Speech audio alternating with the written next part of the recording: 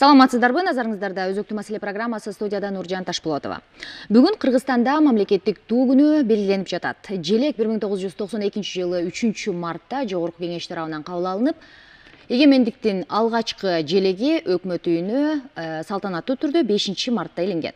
Мына ушул кыргыздын туусунун тарыхы, мааниси тууралуу сөз кылуу максатында бүгүн студиябызга меймандарды чакырганбыз. Бүгүнкү студиянын меймандары желектин авторлору Эдил Айдарбеков жана Жусуп Матаев. Саламатсыздарбы?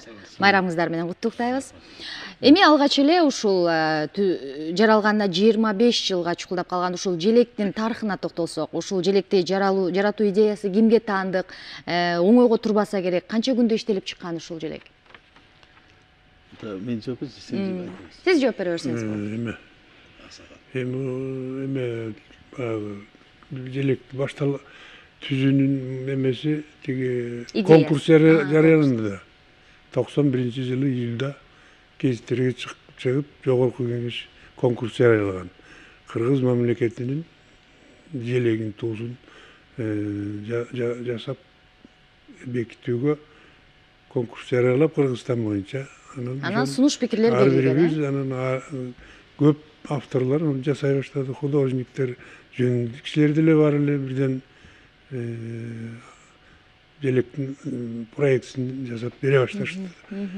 Анан 91-жылдын ошо декабрында жыйынтыгы чыгып, желек бекиш керек болчу. Конкурстун шарты боюнча. Анан сиздердин топтун сунушу кабыл алыныптыр да демек? Жок, ошол ар бирибиз биз өзүбүзчө бердик адегенде. Ар бириңер өзүңөрчө. Биз конкурста жеңип чыккандарды чакырган. 500-600дөн ашык долбоор түшкөн. Выставка көргөзмө ачылган. Көргөзмө ачылгандан атайын комиссия барып анан тандашкан. Тандаганда 4 желек тандап алышкан. 4өөнүн ичинен анан 4өөнү тандап алгандан кийин бир чечимге келишип туруп ошол авторлордон ачып туруп, ким авторлордон ошону чакырышкан. Андан келгенбиз биз. Бир канча идеянын топтомунан жаралган турбайбы? Бул бир эле жеке бир адамга же 2-3 кишиге таандык. 2-3 кишиге таандык эмес, ал конкурс жарыялаганда биз атайын размери бар. Ошол размерди жасап анан бияка жибергенбиз Бишкекке. Албат Фрузеге жибергенден кийин бул жерде Сүрөт музейине апарып выставка ачыптыр. Выставка ачып анан ошол жерден элдер да көргөн. Жогорку Кеңештен да атайын комиссиялар болор экен, албатта тил комиссиясы да болушу мүмкүн. Ошолор барып анан ошону тандап алышкан. Жалпы пикирдин бир негизинде анан тандалган. Эми баягы эле суроо барып, ошол маанисине такалат да. Ошол желектин мааниси эмнени түшүндүрөт? Ортодогу күн, анан кызыл өң. Маанисине такалганда бул түндүктү сөз кабыл алалы деп Медеткан Шерикулов ошондо спикер болчу, ал киши айтты, ушу түндүккө токтодук, себеби бизде негизи эле кыргыз элинин түбү келип эле баягы хан көтөргөндө дагы баягы түндүктү көтөрүп, ак баягы боз үй тигип, же болбосо бала чагасы үйлөнгөн күнүндө өзүнчө бөлүп түндүк көтөрөт да. Ошол биздин баягы кыргыз элинин символу болгондугу үчүн ошондо түндүктү биз кабыл алалы. Себеби жакында Казакстанда кабыл алгантат, ошондо мурдараак түндүктү алып калалы деп анан ошо түндүк сөзсүз болсун. Калган жагын өзүң ойлоңула деди. Анан көк желек бар, 4 түстөгү көк желек, анан бир 3 түстөгү свет. Анан ошо көк түстү баягы элдин көпчүлүгү эле көк түстү кабыл алалы, ушул туура болот. Биз баягы Көкөтайдын көк желеги дегенде мисалы ошондой кылалы деп көк саба деп анан себеби баягы Союз учурунда кызыл желекти баягы 70 жыл көтөрүп жүрдүк дегенде анан депутаттардын арасына чыгып 350 депутат албатта жана ошондо бир аялдар чыгып айтты, көктү түштүктү траур. Бул туура келбейт бизге. Андан көрө башка ар кандай түс болсо боло берет. 2 свет кошулса анда болот дейт. Же болбосо кызыл ошентип отуруп анан ал убакта Казат Акматов айтып калды, эми мына партократтар деди. Кызылды сөз кабыл алат. Кызылды көрсөтпөлү дейт. Анан кызыл көрсөтпөгөндөн биз көп түрүн жасаттым. Жайнайт. Анан атайын комиссия түзүлгөн. Ал убакта 6 область болчу. 6 областтан эми 10 кишини 60 киши, 65 киши келди дагы. Анан ошолор тандап чыкты. Тандап дагы 3өөнү, 4өөнү алып чыгышты. Болду, ушуну алып барабыз, коебуз деп сессияга. Анан ошон үчүн анан баягы кызыл кабыл алышты. Анан калган түстөр калып калды. Жанагы эме конкурстан тандаганда 600-700 миңге жакын вариант келди деген. Комиссиянын айтканы боюнча да, ал биз Ал тандаганда жанагы 4 вариант эми үчүн 4төн тандап алдым. Себеби ошондо бизде түндүк бар болчу. Ошо 4 вариантта. Ошон үчүн анан 4 өтүп калды. Болбосо баягы идейный жагынан караганда да, болбосо калгандары деле баягы желектер кээ бирөө просто жөн эле кооздой берген, кээ бирөө жана орнамент тарта берген, ал желекке туура келбейт. Ошон үчүн өтпөй калган да. Эми ошол өңдү дагы ошол талаш тартышкандан кийин демек кызыл түскө барып токтолуп, кийин кайрадан өзгөртөбүз деп да чыгышты, канчанчы жылдары? Кийин өзгөртөбүз деп 2 жыл революция болуп кеткенине байланыштуу депутаттардын арасында, элдин арасында аргандай болот да. Ошондо бул кандын свети деп анан ошондой мааниде келишкенби?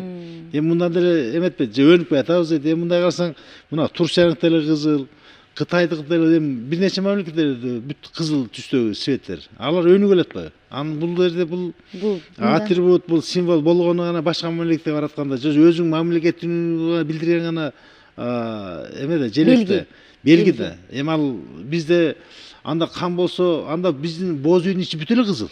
Бүт кызылдан турат. Кыргыздыгы бүт эле кызылдан турат. Анда эмне деген болуп калат?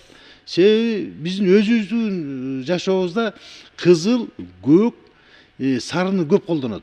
Анан кара да азыраак колдонот да, себеби көбүнчө кызара күтсөң сарыгара бөртөсүн деп да коет эмес кыргыздар.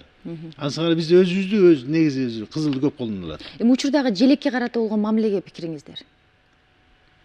Желекке карата пикирибиз биздики го жакшы, себеби мына Манастын көтөргөн желегим кызыл болсо, ошон үчүн парламент бир топко чейин өтпөй турган ошол болду.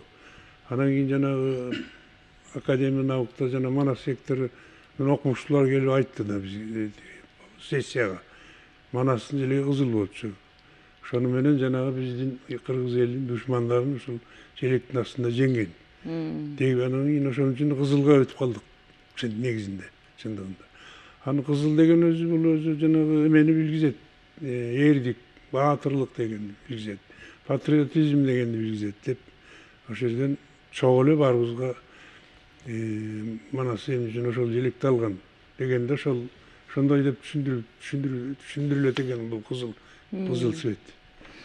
Эми бүгүнкү күнгө карата куттуктооңуздар майрамдык. Майрамга эми кыргыз элинин ушул желектин астында мына 25 жылдан бери өнүп өсүп келатат десек болот. Себеби жаңы желек кабыл алган андан мурдараак же бир кыйынчылык болду эле. Элдин баарында баягы жашоо оор болуп калып, азыр карасаң жер жайнаган мал, мисалы суу самырдай кетип атсаң, кылкылдаган мал, баягы илгери жана Манаста айтылгандай эле баягы миллиондон миңдеген, 100 миңдеген малла мына азыр элдерибиз өзүнө өзү эле бай бутуна туруп тамдары салып атат. Өнүгүү жолундабыз, Кудай буйрса. Дагы мындан да өнүгөт болуш керек, мындан да өнүгөбүз келечекте. Бул кызыл желектин күнү болгондо эми жалаң эле авторлордун күнү майрам эмес, бул кыргыз элинин майрамы деп ойлоймун мен. Мисалы желек көтөрүп мамлекет болуп эл журт болдук деп жана ким Чыңгыз Айтматов чыккан сайын айтчу эле. Эл журт болдук деген эми мамлекет болдук. Дүйнө жүзүнө оонго член болдук деген сыяктуу. Эл журт болдук деген сөз деп мамлекет болдук. Ошон үчүн бүт эле элибизди куттуктасак болот деген майрамы менен. Мына Кытайда 2 жылда иштеп келдим да. Ошондо уйгур жигиттер айтып калат. Силерде дейт, мына өзүңөр мамлекетиңер бар дейт, өзүңөрдүн байрагыңар бар, өзүңөрдүн гимниңер бар. Кандай сонун. Мына дейт, бир жерде 200 миң кыргыз дейт, көкүрөгүн кагып, бизди мамлекет коргоп алат деп айтат. Бизди ким коргойт?